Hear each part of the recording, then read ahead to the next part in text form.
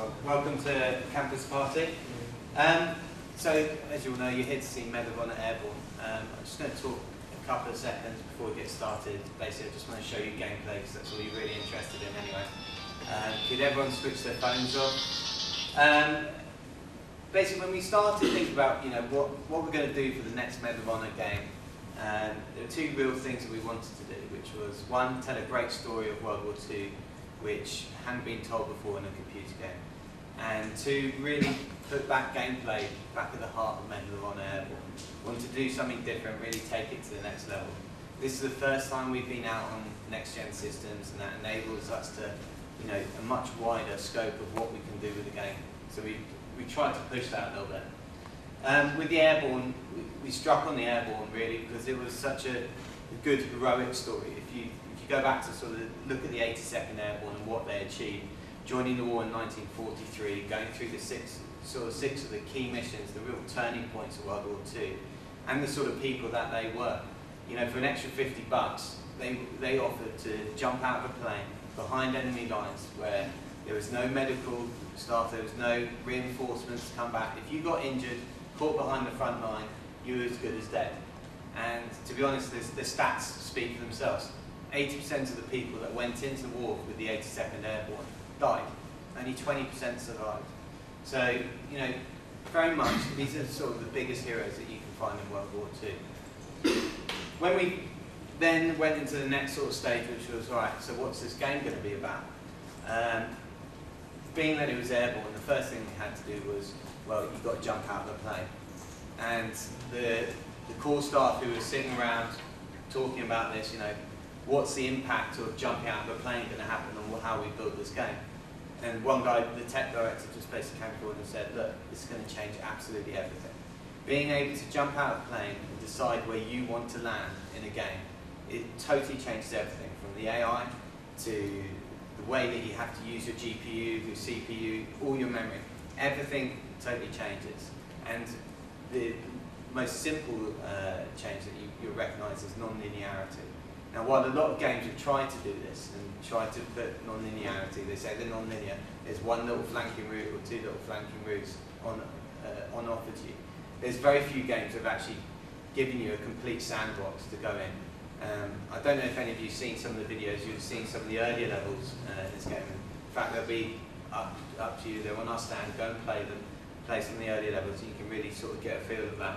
What I'm going to do today is take you through Market Garden, which I don't know how many of you would know about that. I mean, huge battle, famed from like A Bridge Too Far, the film. It was actually a failure for the whole mission itself was a failure, but the 82nd achieved their objective in taking the Nijmegen Bridge. So without further ado, I'll sort of jump into the game. I'm going to have to actually turn around a little bit. I think what I'll do is just try and shout to close the noise. We're going for the knockout punch on this one. If we succeed, we might be home in time for Christmas. Now pay attention. Operation Market Garden requires airborne forces to secure several key bridges on the road to honor. It's a risky plan, one that cannot withstand even the smallest of failures. Our bridge is located in the town of Nijmegen. We must secure the town, then take the bridge. The Germans would rather destroy the bridge and let it fall to us, so we must find and disable any German explosives equipment. Despite heavy Allied bombing, the enemy continues to operate roving army units, clearing any and all threats from this sector.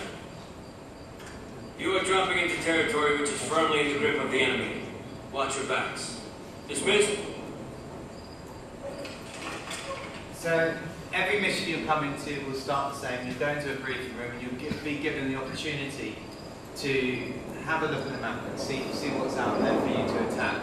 As you see here, this is quite a late on level, so bad positions to land marked in red.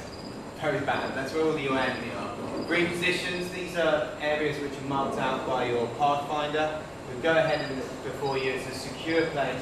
You can always try and fight your way back to there if you're in having a problem in the battle. There'll be health, there'll be ammo there. And then traditionally the better places to land. But what you'll see very quickly when I jump out of the plane is it's your choice where you want to land, your choice how you want to play the mission. First thing you come into here is weapons loadout, so You get upgrades during the levels which you earn. Typically sort of 3 upgrades to every weapon. These really do make a difference to the quality of the weapon. And you can take these forward as you go through the levels. More weapons will become an offer to you as you go through the levels.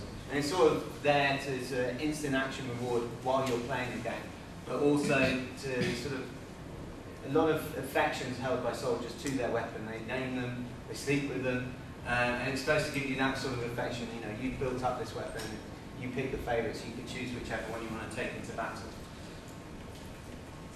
So, let's go.